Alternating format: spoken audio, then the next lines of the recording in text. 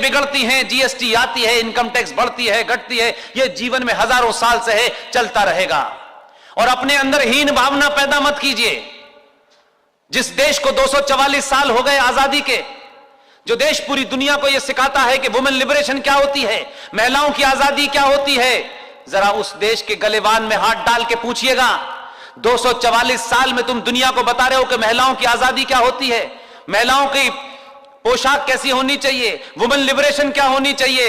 244 साल में दुनिया के सबसे पुराने लोकतंत्र ने 244 साल में एक भी महिला को राष्ट्रपति नहीं बनने दिया।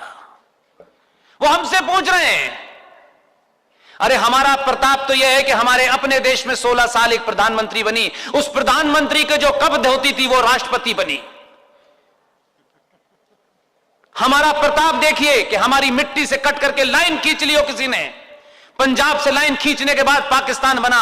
हमारा कल्चर, हमारी सभ्यता और परोपकार सरोकारों का ही असर है कि पूरे इस्लामिक मुल्कों में हमारी परंपरा संस्कृति के कारण बेनजीर इस्लामिक मुल्क की पहली प्रधानमंत्री बनी है। जहां आपके प्रधानमंत्री आज सुबह पूजा कर रहे थे, वो भी इस्लामिक मुल्क पाकिस्तान था, वहां भी 2 महिलाएं हमारी संस्कृति के कारण हैं, मजहब के कारण नहीं है। भंडार नायके भी हमारी जमीन से गई थी इसलिए है।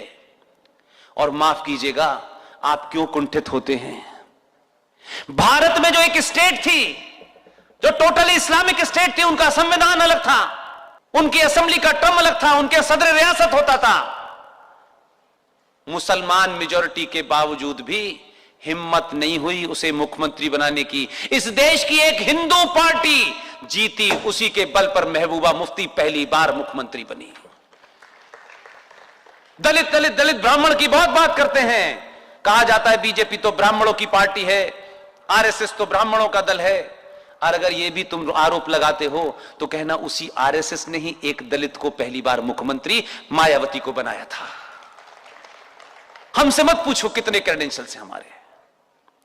इसलिए अपने अंदर हीन भावना मत लाइए।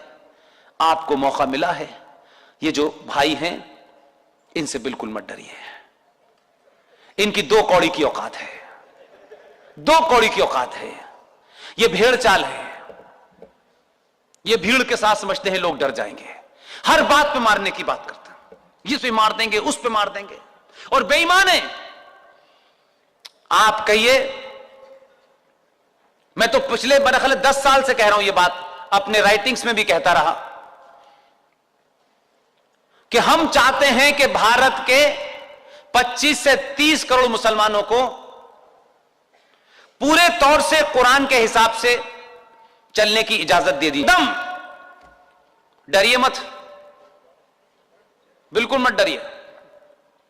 हर मुसलमान को पूरी इजाजत है कि शरिया के कानून के तहत वो चले, और नहीं चलेंगे तो सजा होगी। और शरिया कानून के तहत ये कहते हैं कि हम भारत में जो सिविल राइट्स हैं, जो सिविल कानून हैं, उसमें तो हमें इस्लाम चाहिए, क्रिमिनल में हमें भारत का आईपीसी चाहिए। कहिए दोनों दिए, शरिया से भारत का मुसलमान गवर्न होगा। मुल्ला जी सुबह बैठेंगे, मस्जिद से तय करेंगे जुमे में, किसने चोरी की चलो हाथ काटो, किसने मर्डर किया चलो गर्दन कटेगी। आप अपने दोनों आदमियों से कहिए डरे ना, उन बेचारों ने कुरान कम पढ़ा है, उनकी गलती नहीं है।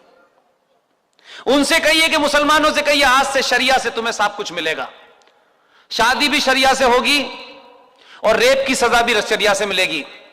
1 महीने लागू कर दीजिए 30 करोड़ मुसलमानों पर, 15 दिन में कहेंगे हमारे बाप दादा सनातनी थे माफ करो। बिना बुलाए वापस अपने पूर्वजों का नाम ढूंढ ढूंढ के लाएंगे। फारूक अब्दुल्ला ने 1722 में बता दिया है कि उसके पूर्वज का नाम राघुराम कौल था, बताने लगा वो जोर जोर से। वो जो इकबाल एक फ्रॉड है, कवि है, पाकिस्तान में रहता है, उसके पूर्वजों को भी मैंने ढूंढ लिया, सपरू ब्राह्मण निकला वो। ये 15 मिनट वाले का भी ढूंढ लेंगे तो भूल जाएगा ये। तथ्यों पे बात कीजिए, लॉजिक पे बात कीजिए। या आपको जो डरा रहे हैं ये खुद बहुत डरे हुए हैं। इसलिए न किसी की नाजायज बात को बर्दाश्त कीजिए और न किसी के साथ नाजायज कीजिए। ये जो कहा जाता है इंटॉलरेंट हो गया है हिंदू, ये शब्द देखिए, यानी आप टॉलरेंट का मतलब यह है कि आप किसी को बर्दाश्त कर रहे थे। तो भाई आप क्यों बर्दाश्त कर रहे थे? आपने उनका हाथ कंधे से हटा दिया कि भैया सेकुलरिज्म का हाथ अब हमारे ऊपर से हटा लो, 70 साल हो गए इसे ढोते ढोते। बस इसी से इंटॉलरेंट हो गए हैं। क्या भगवान राम इंटॉलरेंट नहीं थे? अगर वो इंटॉलरेंट नहीं होते तो राक्षसों का वध कैसे करते? क्या भगवान कृष्ण इंटॉलरेंट नहीं थे? कालिया नाग को, पूतना को कैसे मारते? अगर भारत की पुलिस चोरों के, डकैतों के, रेपिस्टों के प्रति टॉलरेंट हो जाएगी तो कानून व्यवस्था ठीक हो पाएगी? अगर भारत की फौज बॉर्डर पे खड़े होकर पाकिस्तानी सेना के सामने टॉलरेंट हो जाएगी तो देश बचेगा? जब देश के सारे इंस्टीट्यूशन टॉलरेंट नहीं है तो आपसे किसने कहा है टॉलरेंट होने के लिए? इंटॉलरेंट होइए, अधर्मियों के खिलाफ इंटॉलरेंट होइए, जो इस राष्ट्र को तोड़ने वाले हैं उनके खिलाफ इंटॉलरेंट होइए और पूरी ताकत से होइए। कोई माई का लाल आपको हरा नहीं सकता। यूरोप के अखबार ऐसे नहीं लिखते हैं आपके बारे में। ये जो आतंकवाद, इस्लामिक आतंकवाद से पूरी दुनिया ग्रस्त है, फ्रांस ने इलाज ढूंढ लिया।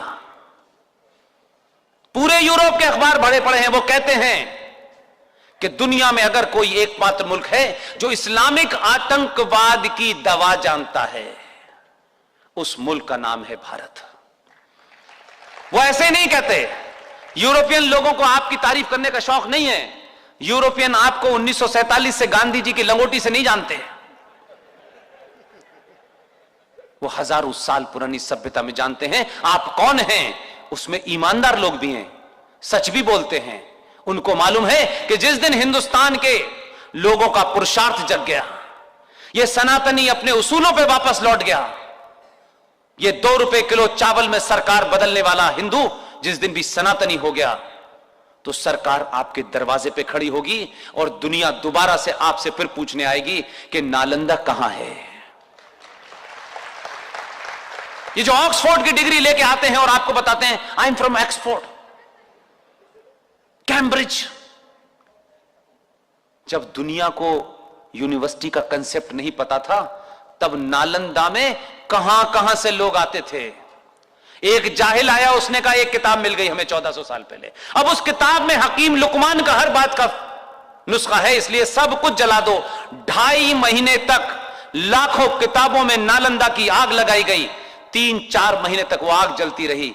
ऐसे भी जाहिल इस देश में आए हैं, लेकिन आप कमजोर हुए तो उस जलाने वाले के नाम पर आपने बख्तियार खिलजी रेलवे स्टेशन का नाम रख दिया। तौबा तौबा।